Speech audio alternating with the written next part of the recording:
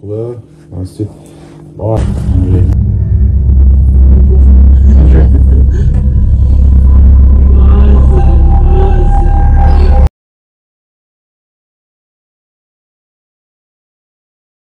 خوبه؟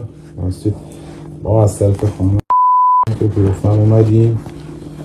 یه مشکلی برامون پیش اومده. چند وقت پیش رفته بودیم یه جایی، حالا جای خوبی نبود. احساس میکنم یه جورایی سنگینی داره بدنم دیگه. ما که گفتیم بخوام شما رو معرفی کردن، گفتن که بیایم پیش شما، مشکلمون رو میتونیم. حالا اومدیم خدمتتون. مشکل شما چیه؟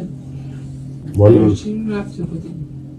همینطوری ما اصولا میریم اینجور جا، حالا علاقه داریم بریم حضور حالا ماورایی یا حالا اجنه و اینا رو اگه بتونیم مثلا ببینیم، دوست داریم ببینیم.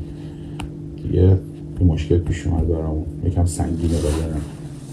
چیزی که براتون درست کرده خیلی خطرناکه، خیلی چیزی کثیفه. یعنی کلا به غیر از اون چیزی هم برای من درست شده؟ دعای چیزی؟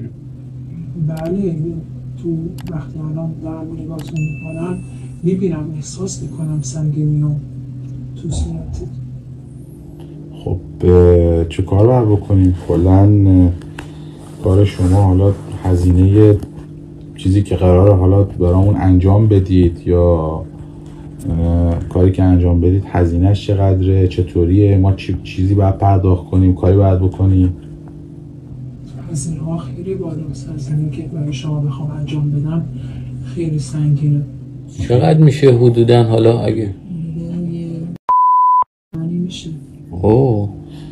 بعد این دوست حالا نمیدونم، ما با هم اومدیم، با هم رفتیم تو اون مکان، ولی من یه مقدار بیشتر احساس سنگینی دارم. حالا چند وقت پیش بود، نمیدونم.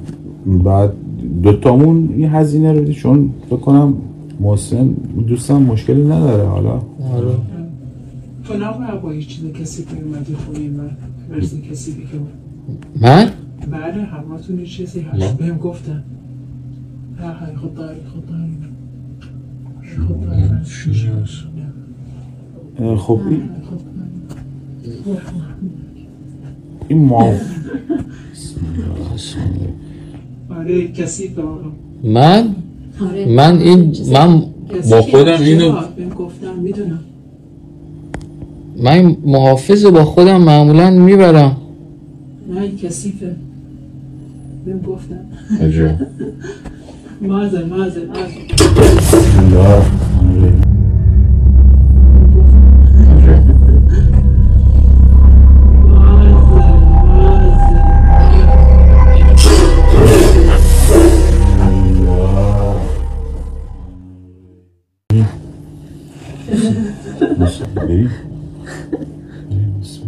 ببخشید حضور ما ناراحتتون کرده؟ یه چیز کثیفی که هماشونه اذیتم کردن. ارزته برای چی آوردی؟ خدا خیر نمیدونستیم. ببخشید. البته الان ما اومدیم اینجا یه جورایی